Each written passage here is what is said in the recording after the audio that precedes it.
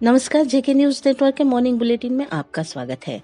झारखंड में बढ़ रहे कोरोना संक्रमण के मामलों को देखते हुए स्वास्थ्य सुरक्षा सप्ताह की समय सीमा अब 13 मई की सुबह 6 बजे तक के लिए बढ़ा दी गई है।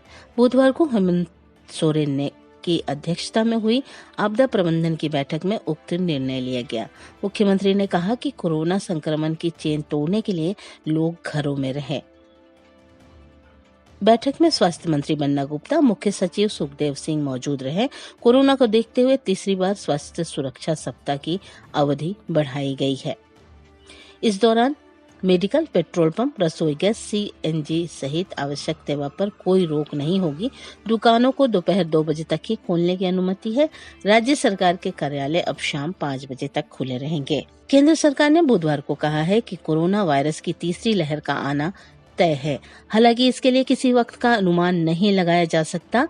स्वास्थ्य मंत्रालय ने अधिकारियों ने यह माना है कि जिस तीव्रता और जितनी कोविड लहर का सामना देश कर रहा है, उसका पूर्वानुमान नहीं जताया गया था। केंद्र सरकार के प्रधान वैज्ञानिक सलाहकार के विजय राघवन ने कहा कि वायरस के उच्च स्तर के प्रसार को देखते हुए तीसरी लहर का आना तय माना गया है, लेकिन यह लहर कब आएगी ये स्पष्ट नहीं है, लेकिन इसके लिए हमें तैयार रहना होगा। नीति आयोग के सदस्य डॉक्टर बी के पॉल ने डॉक्टर से आग्रह किया है कि वो होम आइसोलेशन में अगर हैं तो संक्रमित और उनके परिजनों को टेलीफोन पर परामर्श देने के लिए आगे आए। केंद्रीय कैबिनेट ने बुधवार को PMGKAY के तहत मई जून की अवधि के दौरान 80 करोड़ PDS लाभार्थियों को प्रति माह 5 किलो मुफ्त अनाज देने के कार्यक्रम को मंजूरी दी है।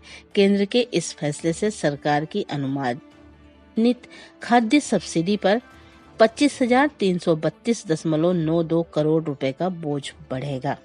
झारखंड हाई कोर्ट ने रांची के सदर अस्पताल की पूर्ण क्षमता 500 बेड के उपयोग को लेकर दायर अवमानना याचिका पर बुधवार को वीडियो कॉन्फ्रेंसिंग के माध्यम से सुनवाई की है। Chief justice doctor Ravi Ranjan और जस्टिस सुजीत नारायण प्रसाद की खंडपीठ ने ऑक्सीजन की कमी पर सुनवाई करते हुए केंद्र सरकार व बोकारो स्टील लिमिटेड से जानना चाहा कि शीघ्र सदर अस्पताल की ऑक्सीजन स्टोरेज टैंक उपलब्ध करा सकते हैं या नहीं। BSL के MD को मामले की अगली सुनवाई के दौरान वर्चुअल तरीके से उपस्थित रहने का निर्देश दिया गया है। मुख्यमंत्री हेमंत सोरेन ने ग्रामीण क्षेत्रों में भी कोरोना के पैर पसारने पर चिंता जाहिर की है। उन्होंने कहा है कि जागरूकता के अभाव में ग्रामीण क्षेत्रों के लोग कोरोना महामारी की भयावहता को समझ नहीं पा रहे हैं। इस वजह से यहाँ संक्रमण तेजी से फैल रहा है और लोगों की मौतें भी हो रही हैं। लेकिन कोविड प्रोटोकॉल के तहत उनका दाह संस्कार भी नहीं हो रहा है। ग्रामीण इलाकों में संक्रमितों की पहचान कर उन्हें आइसोलेट करने अथवा उनका इलाज करना नितांत जरूरी है, ताकि संक्रमण के फैलाव को रोका जा सके। उन्होंने कहा कि विशेषकर जिन लोगों की मौत हो रही है, उनके परिजनों का कोविड टेस्ट हर हाल में होना चाहिए। इससे संक्रमण के फैलाव के स्तर का पता चलेगा। मुख्यमंत्री हेमंत सोरेन ने राज्य के सभी पत्रकारों का टीकाकरण करने का निर्देश दिया है। मुख्यमंत्री ने ट्वीट कर कहा कि राज्य के सभी पत्रकारों को प्राथमिकता के तौर पर कोरोना टीकाकरण अभियान के साथ जोड़ा जाएगा। इस संबंध में उन्होंने अपर मुख्य सचिव को निर्देश दिया है। सीएम ने कहा है कि कोरोना की इस लड़ाई को हम मिलकर लड़ेंगे और जीत हासिल करेंगे। कोरोना हारेगा और झारखंड फिर जीतेगा। गौरतलब है कि राज्य में 1 दर्जन से अधिक पत्रकारों की कोरोना की वजह से मौत हो चुकी है। इस कारण पत्रकार सरकार से टीकाकरण की मांग कर रहे थे। इसके बाद मुख्यमंत्री हेमंत सोरेन ने सभी पत्रकारों का टीकाकरण करने का आदेश दे दिया है। सदर अस्पताल में कोरोना संक्रमितों के इलाज के पर्याप्त इंतजाम अब तक नहीं हो पाए हैं। हालात यह है कि कोरोना संक्रमितों के इलाज के नाम पर आनन फानन में जो ICU शुरू की गई है, उसमें सामान्य वार्ड जैसी सुविधाएं भी मौजूद नहीं है। यहाँ क्षमता से अधिक बेड लगाए गए हैं, जिसकी वजह से संक्रमितों तक पर्याप्त ऑक्सीजन नहीं पहुंच रहा है। ऐसे में संक्रमितों की जान जा रही है। राजधानी में कोरोना से मरने वालों की संख्या धीरे धीरे घटने लगी थी, जो एक बार फिर से बढ़ने लगी है। बुधवार को राज्य भर में कुल 141 कोरोना संक्रमितों की मौत हुई। इनमें से 41 मरीज रांची के ही है। स्वास्थ्य विभाग के आंकड़े बताते हैं कि 1 मई को राजधानी में 1377 नए कोरोना संक्रमित मिले थे। उस दिन यहाँ 45 संक्रमितों की मौत हुई थी। इसके बाद 2 मई को 42, 3 मई को 38 संक्रमितों की मौत हुई थी। वहीं 4 मई को 1165 नए संक्रमित मिले, जबकि 33 संक्रमितों की मौत हुई थी। बुधवार को अस्पताल में कुल 965 नए संक्रमित मिले, लेकिन मरने वालों की संख्या 41 हो गई। राज्य में गुरुवार को संक्रमितों की पहचान के लिए मास टेस्ट ड्राइव चलेगा। इसमें 1.25 लाख लोगों की जांच का लक्ष्य रखा गया है। विभिन्न जिलों में RT-PCR, ट्रूनेट व रैपिड एंटीजन से जांच की जाएगी। सभी जिलों में इस टेस्ट ड्राइव के लिए तैयारी पूरी हो गई है। कोरोना के मरीज होम आइसोलेशन में रहते हुए ऑक्सीजन लेवल की मॉनिटरिंग कर सकते हैं। विशेषज्ञ डॉक्टरों का कहना है कि सामान्य अवस्था में ऑक्सीजन लेवल की माप सही से नहीं हो पाती। ऑक्सीजन की सही माप का पता 6 मिनट चलने के बाद ही लगाया जा सकता है। 6 मिनट चलने के बाद ऑक्सीमीटर से जांच करें। अगर ऑक्सीजन का लेवल 95 से ऊपर है तो यह मानना चाहिए कि आपका फेफड़ा सही रूप से काम कर रहा है और फेफड़े को ऑक्सीजन मिल रहा है। जिनका ऑक्सीजन लेवल 95 के नीचे यानी 92 तक आ जाता है तो उन्हें तुरंत डॉक्टर से संपर्क करना चाहिए। यह अलार्म है कि आपके फेफड़े की बाहर से ऑक्सीजन देने की जरूरत है। जबकि बुजुर्गों के लिए 6 मिनट का तेज नहीं चल सकते, इसलिए उनका समय 3 मिनट निर्धारित किया गया है।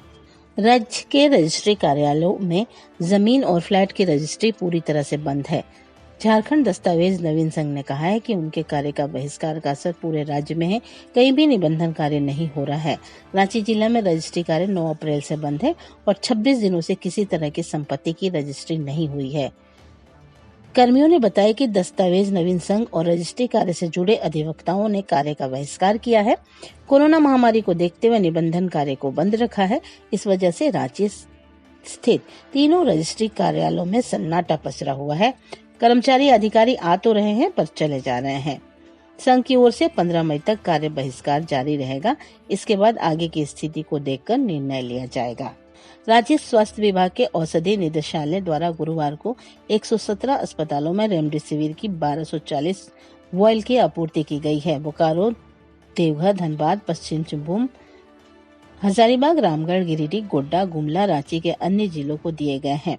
5 मई को रांची के ACMS हॉस्पिटल को 1, आलम अस्पताल को 30, अमृत अस्पताल को 2, अंजुमन हॉस्पिटल को 8, अर्थो केयर हॉस्पिटल को 3, अंजुमन इस्लामिया हॉस्पिटल को 8, आयुष्मान मंगलम हॉस्पिटल को 3, बर्निल हॉस्पिटल को 10, CCL गांधी हॉस्पिटल को 13। इसी तरह सारे हॉस्पिटल को रेमडेसिविर के वॉयल दिए गए हैं। गोस्नर थियोलॉजिकल कॉलेज के प्राचार्य व गोस्नर कॉलेज के संस्थापक प्राचार्य रहे NWGEL चर्च के प्रथम बिशप डॉक्टर निर्मल मिर्च का 94 वर्ष की उम्र में डिबडी स्थित उनके आवास पर निधन हो गया। वो कोरोना संक्रमित थे। उनका अंतिम संस्कार गुरुवार 6 मई को डिबडी स्थित कब्रिस्तान में होगा। 11 फरवरी 1927 को गुमला में उनका जन्म हुआ था। वर्ष 2017 में डॉक्टर मिर्च की साहित्य अकादमी की भाषा सम्मान से उन्हें नवाजा भी गया था। गोस्नर कॉलेज के प्राचार्य के रूप में उन्होंने पहली बार झारखंड की आदिवासी और क्षेत्रीय भाषाओं की पढ़ाई शुरू की। उनके ही प्रयास से रांची विश्वविद्यालय में इन भाषाओं की पढ़ाई शुरू की गई। वे 1970 से 1976 तक study commission of the Lutheran world federal के सदस्य भी रहे। ओलंपिक में पदक जीतने का सपना हर एथलीट का होता है। दुनिया के सबसे बड़े खेलों के इस महाकुंभ में अब तक भारत का प्रदर्शन बहुत अच्छा नहीं रहा है।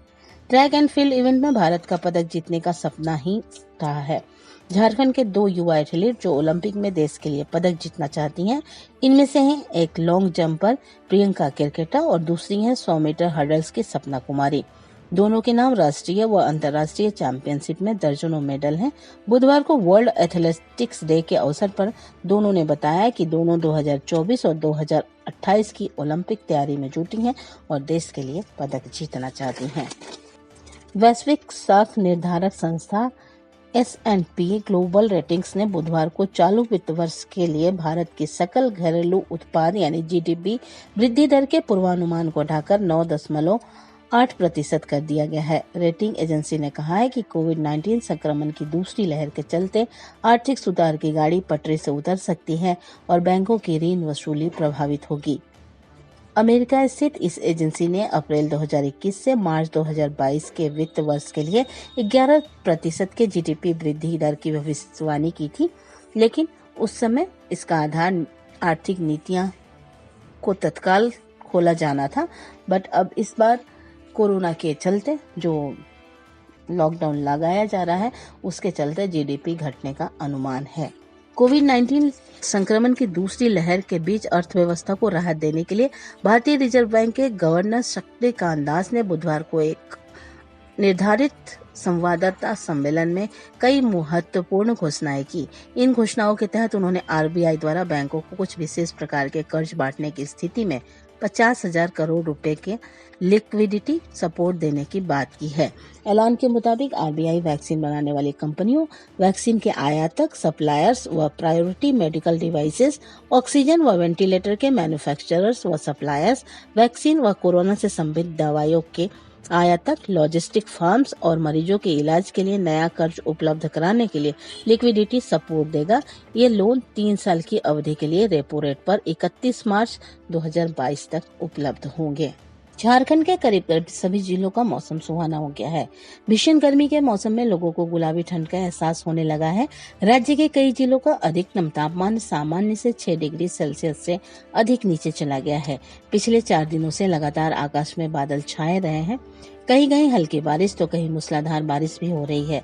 साथ ही तेज गति से ठंडी हवाएं चल रही हैं।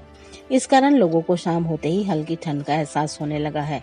मौसम विभाग के अनुसार उत्तर प्रदेश और बंगाल की खाड़ी में बने साइक्लोनिक सर्कुलेशन के कारण ही मौसम का बदला अंदाज देखने को मिल रहा है। मौसम विभाग ने 8 मई तक ऐसे ही मौसम रहने का पूर्वानुमान जताया है। इसके बाद मौसम शुष्क हो सकता है और तापमान में बढ़ोतरी हो सकती है।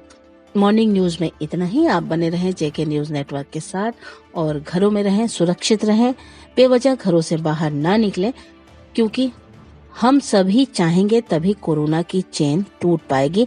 इसके लिए हमें बस इतना ही करना है कि कोरोना गाइडलाइन का पालन करें, मास्क जरूर लगाएं और बेवजह घरों से बाहर ना निकलें। नमस्कार।